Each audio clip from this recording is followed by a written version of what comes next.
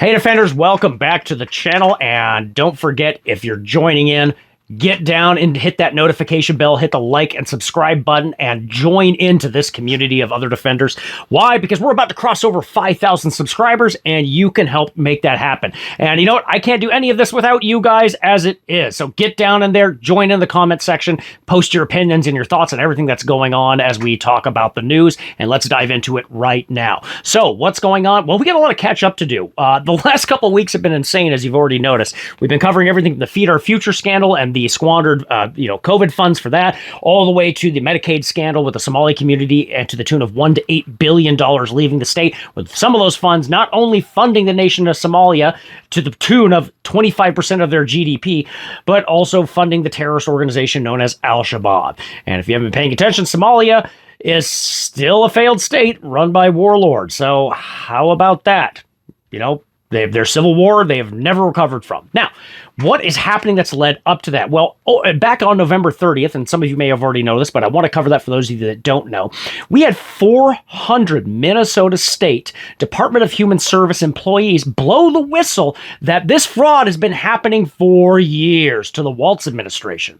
And what did Waltz do? Well, Waltz decided to retaliate against his own employees. Now, these workers said that they repeatedly warned Waltz that these fraud and schemes were happening in the Somali community in Minnesota, and he turned a blind eye to that. In fact, he didn't just turn a blind eye, he began monitoring his employees and threatening retaliation against them and intimidating them and their families.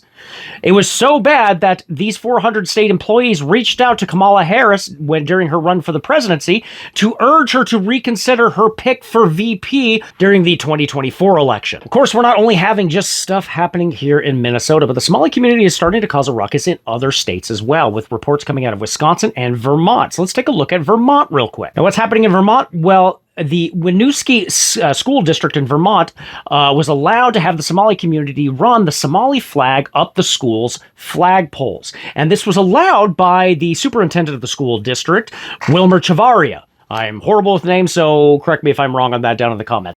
New this morning, the superintendent of the Winooski School District says there's no threat to students and staff, but that they're taking steps to ensure their safety. This comes after the district faced intense backlash online for raising the Somali flag on school grounds. We struggled with the idea of what to communicate and how to communicate it, simply because our law enforcement partners were telling us that there were no credible threats yet, even though there was a lot of hateful and racist rhetoric. We did not want to scare the community into thinking that the students were in danger.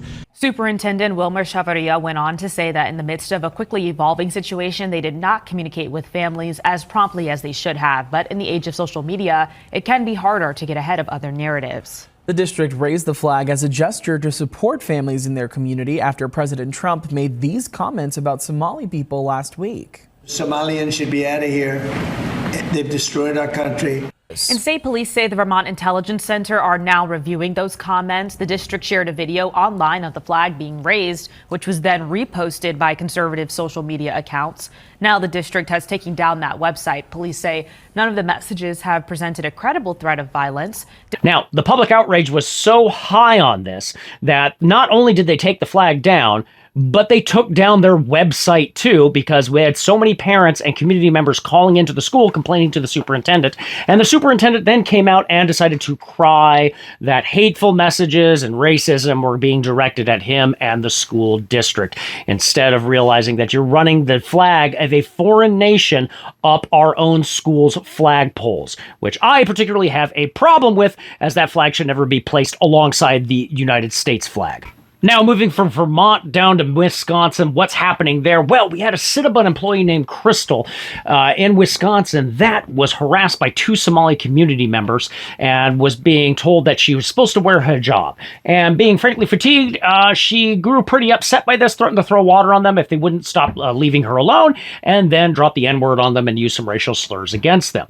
And I get it. When you're fatigued at that point and kind of sick of being harassed, that's what happened. And Now, Cinnabon actually retaliated against her and did fire her. I'm against that, frankly, especially if she was being a good employee. Yeah, she dropped some words. I'm a free speech absolutist, though, at that. And I can understand Cinnabon saying, like, hey, this is not the views of our company, certainly. But when she was the one being harassed, I don't agree with them letting her go over that. And you can actually watch the video right here, because context does matter. And why does that context matter? Because when this couple released the video, they only released and chopped up a portion of it. Unfortunately, everybody got the full video into their hands, so you could see that the entirety of it, she was actually the one being approached by them and being harassed and told to wear a hijab. Sexualizing your body makes you a better person. Are you recording? I'm gonna record you. Yes. Do you want me to throw water on you? That's. I am racist. So idiot for And real. you are a nigger. You are an idiot. No, I I'm am not. racist, and I'll say that to the whole entire world. Don't be disrespectful. You ruin your life, by the way. Oh, talking about Bye. you talking about respect? You talking about respect? You are fired from this place. You're not gonna be working here. Suck it. Suck what? Look how you Suck fucking look it. like. What's wrong with you? You fucking ugly bitch. Get the fuck out of my Ugly? face. Talking about ugliness? Did I stutter? You're the ugliest person I ever seen in my life. Good.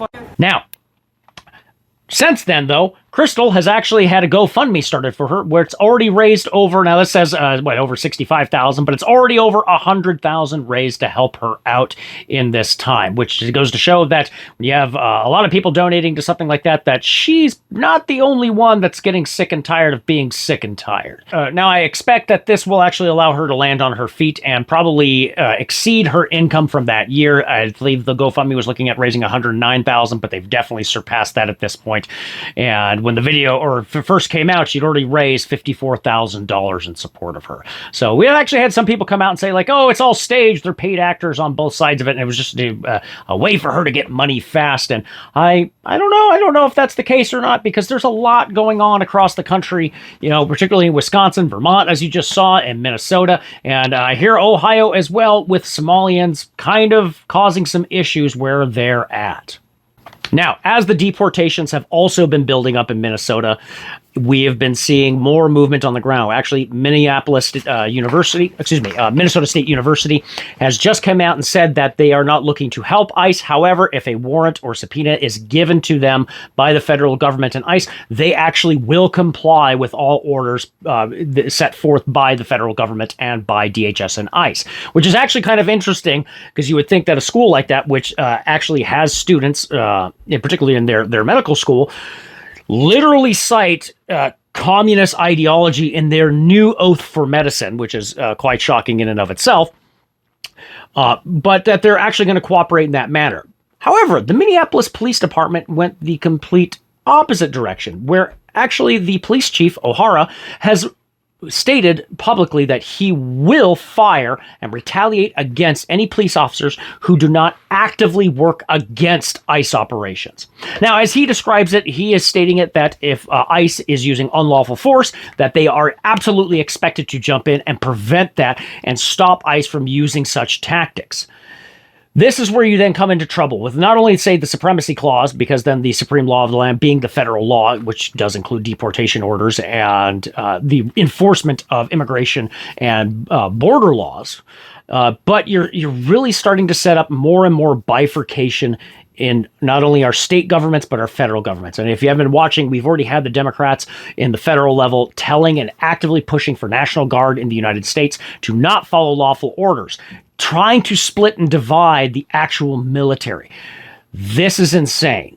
And the last time we've ever seen something like this would be, yes, the American Civil War, okay, where you had a bifurcation. And as you see people flee blue states and go to red states, now you're seeing that geographic bifurcation happening in the United States as well. So it's another grain of sand on that camel's back, that's a straw on the camel's back, that eventually is going to add up. And this may be set up lines for some kind of a federal state conflict in the future. And I really hope that doesn't happen. I am absolutely against that. I would hate to see a civil conflict and violence of citizens on citizens and government on state governments. That's not something I wish on anybody.